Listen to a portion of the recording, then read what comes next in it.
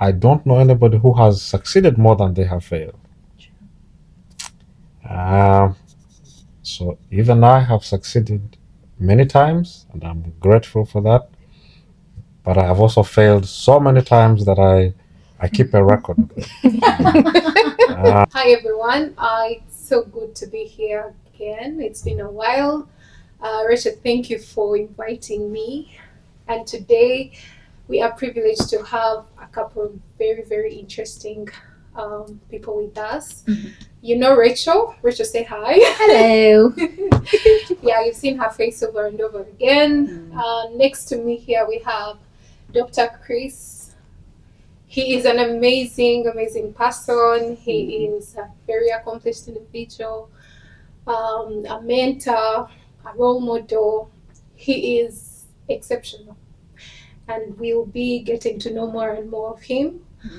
And next to Dr. Chris, we have Brian. Brian, thanks for joining us today.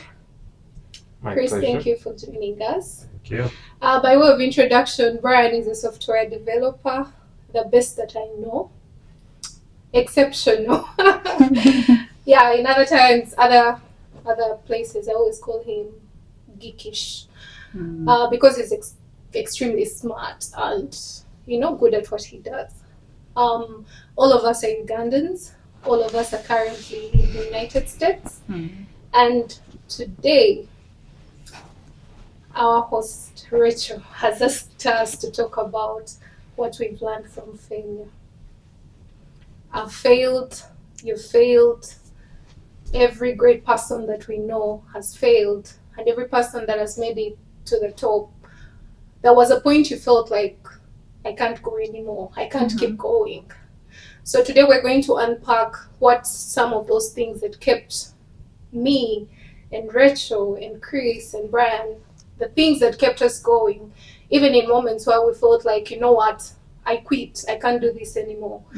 And as we share our life's examples and experiences, we are hoping that we'll inspire someone out there to actually keep going, to carry on, even as you face challenges, even as you go through life.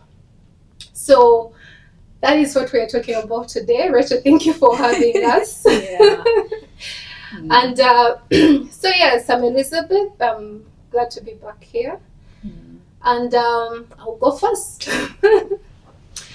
So recently I was doing an evaluation of my life and I realized something very interesting. I have failed more times than I've succeeded.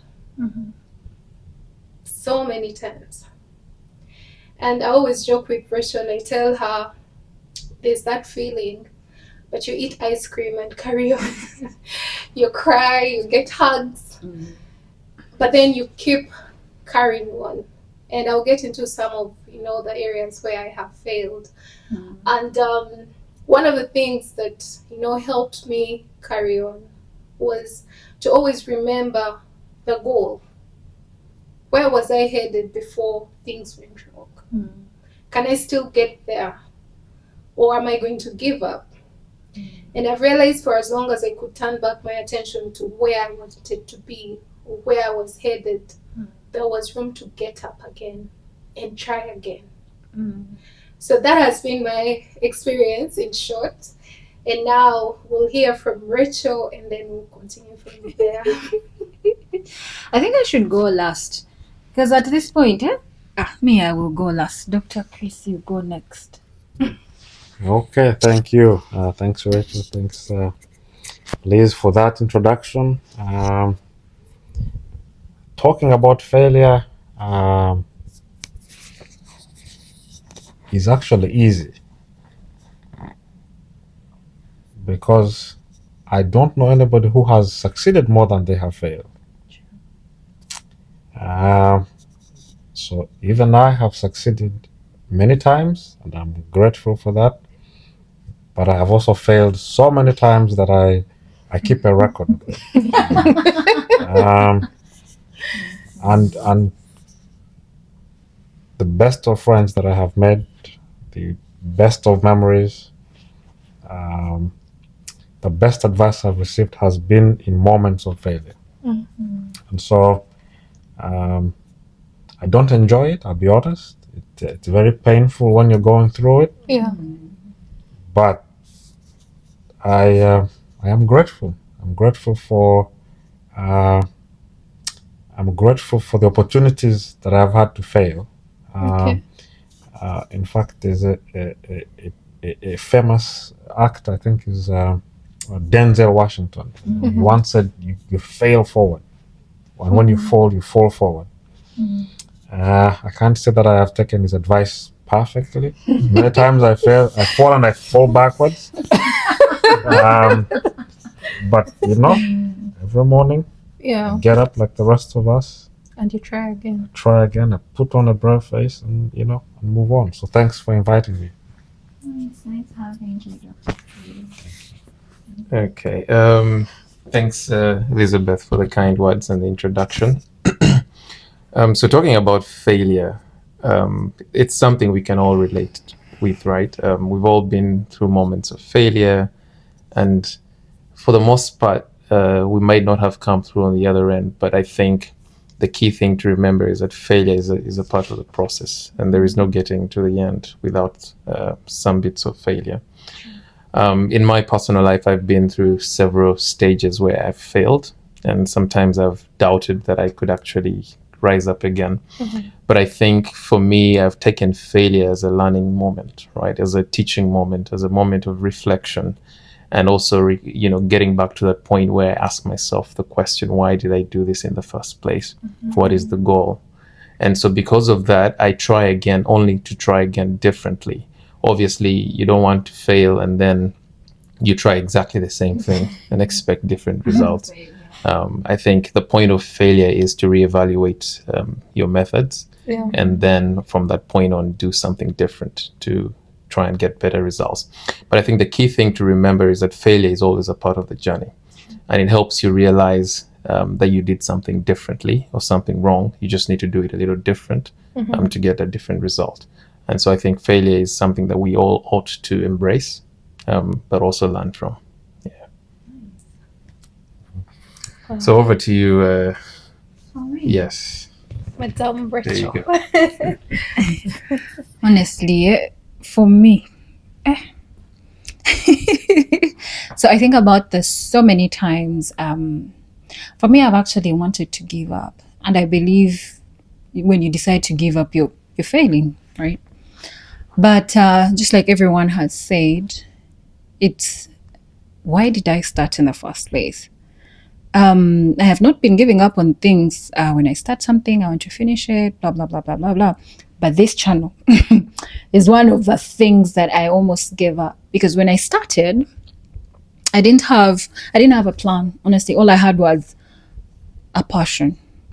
I want to talk to people. I want to create a space where I can talk to people, inspire people, motivate people. I may not be able to do it on my own. I'll find people who are going to come to this channel, say a thing or two, and when someone watches this video from wherever they will be, they will learn a thing or two, or whatever this person is going to say to them is going to impact them in a way. And like I said, I didn't have a plan. I didn't even have a phone. I didn't know how I was going to do this, but I knew I wanted to. And I realized it was, I think, actually later in life when I realized this was not actually for me. So you know how there's a time I posted a video on TikTok, and I asked people to like watch the full video of this particular short video on YouTube. And then this guy comments and says, you're in the US and you still want to make money off of YouTube. So for me, actually, when I said doing YouTube, I didn't even know they paid. So for me, that was like list of my motivations, exactly. And up to today, because by the time you get monetized, honestly, you've fallen 1,000 times, you've wanted to give up so many times, and you're tired. But I kept remembering the reason why. Like, why did I start in the first place? There's a point when I was actually convinced it was not my doing, because I write my feelings, but I figured when you come here and you share your things, you talk to someone out there, they can relate. So failure for me would be you starting something and giving up. She's like, no, it's not worth it. Of like, you know what, you know. So not giving up and remembering why I started in the first place, and why I decided to do this in the first place is what like keeps me going. And I don't know what I am. I think I've gone off the mulama, but I think that makes No. sense, right? Yeah, it makes sense. Yeah. So as everyone was speaking, one of the things that I thought about, I remembered one of the men that I listened to a lot, who said, "You learn more from failure than you ever do from success." And so just to like sort of pose the question and get your thoughts on what you think about that, like in terms of character development, developing your grit, your resilience, and facing more and more challenges in life. What would you say are the lessons that you've learned from the moments that you failed, compared to the moments you succeeded? What would be the biggest contrast? And let's start with Dr. Chris. That is a good question. So I think that failure is indeed the thing that makes people great, right?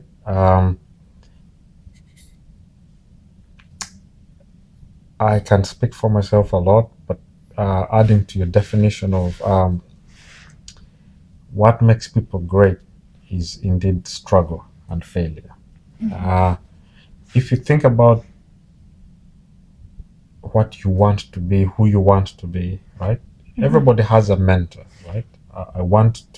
I aspire to be like so and so because they have attained this in their life. I aspire to be so and so because they did this in the world, right? And you can name 10 people, right? And you can, from philosophy to religion to politics and life. For example, I don't know a politician who doesn't aspire to be like Nelson Mandela, right? But you see, Nelson Mandela, we revere him for his success, right? But if you look beneath the surface, the struggle, right? Why did he struggle? He struggled because he failed, right? He failed to convince people that that this system of separation is not good. He failed to convince people. He failed in his armed struggle, so he failed. So because of his failure, because of the lessons learned from his failure, we revere him for his success. Go to Jesus. Jesus failed. He was crucified. Mahatma Gandhi, everybody has failed. So I agree with you 100% that failure is what makes people great. I haven't done great things like those guys. I have not. It's a matter of time. I do my best. Every morning I step out, Yeah. Put on my best shoe and my best foot forward. I do the best I can every day. And what you're saying is very, very important. Because one thing I've noticed in life, when you step out and give it your best, at the end of the day, there is no regrets. And you're also confident in yourself. You're not thinking, I could have done it different. No, you just went out there, whether it is work, whether it is cooking, whether it is cleaning the house, whatever you set your heart to, you just give it all. Yep. Yeah. And to that point, I think that, like, talking about problems that people have, right? Anxiety, depression, all of that are actually it's like a balance sheet. What your body thinks about you in regards to the things you've set out to achieve, right? For example, if I think Rachel had said earlier that if you don't finish your tasks, you have failed, right? So think about it. You set up a task, you don't finish it, your brain tells you, you failed.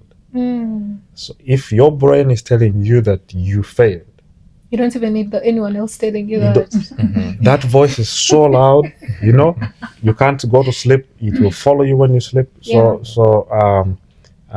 like it's very important to step out and do the best you can. You go home and rest, knowing, you know what, I stepped out. It was hard, you know. But when I go home to lay my head on my pillow, no regrets. But what would you say then? Just what you said. How would you say it affects people? Knowing, having that voice tell you failed, or knowing subconscious at a very subconscious level, because sometimes you don't even know what's going on. Knowing that maybe you could have done something and you didn't do it, or even if you could, maybe you didn't know better, but at least at the level you are at and with the knowledge that you have, you gave it your all. So what would you say are the maybe long-term or hidden implications of that? You're asking deep questions. That's a very good question. I guess what you're asking is, why do people judge themselves so harshly when they fail? It is actually true. You will find that you will judge yourself way more harshly for a failure than you will judge someone else for another failure. Even a lesser one, actually. A much lesser one. Yeah. Right? You will not forgive yourself. You torture yourself. Can you imagine you won't sleep because you forgot to close a window? It happens. It happens. Or you didn't say hi to someone. It worries you so much. So you judge yourself so harshly. So I'd say the first thing to get better is actually it's almost counterfactual. I don't know if the word is countercultural, whatever the word is, it's against what you think. Counterintuitive. You have to forgive yourself first. That's the first step. Thank you so much. So just to speak to that same question, I think in other words, I would put it and say, be kind to yourself, right? The first thing is you need to learn to expect failure in things that you do, right? It should not catch you by surprise. Most cases you get caught by surprise and now you're not sure how to react. So I think for me, how I've dealt with failure and situations where I've failed is I reserve some sort of expectation for failure. Not that I want it to happen, but in the event that it happened, I'm not surprised. I'm like, all right, what did we do wrong? So I can self-examine and come out better. I realize a lot of times we're too harsh with ourselves. You fail and you think it's the end of the world, partly because you had 100% hope in success, which is unrealistic, right? Now, as much as we speak of faith all of the times, it is good to have faith, but it is good to also be wise and understand that failure sometimes is out of your control as a person. And so it could be as a result of somebody else's doing, not necessarily you, right? Apparently, maybe let's say you applied to school somewhere and you're very sure you're highly qualified to attend that school, but somehow you get rejected, and to you it's a big failure. Then you're so harsh on yourself. You feel like you didn't and you think you're exactly stupid. You think you're stupid. Exactly. Yeah. And so you start having all these emotions coming down on you. But it's not really your fault. Somebody had a bad day when they read your application and they just simply rejected it. So I think being kind to yourself and realizing that you don't control everything. And so you've just done your best, like you said. You put your best foot forward and the outcome sometimes is not really in your hands. Yeah. So I think for me, that's one of the first things I do is I expect that to some extent failure might occur, although I've given it my very best. I'm not surprised with the outcome of that. But also, what is really failure? I think sometimes, we think of failure as a very bad thing. But failure is just a learning opportunity. It's just another way of doing things that just doesn't work, right? So what alternative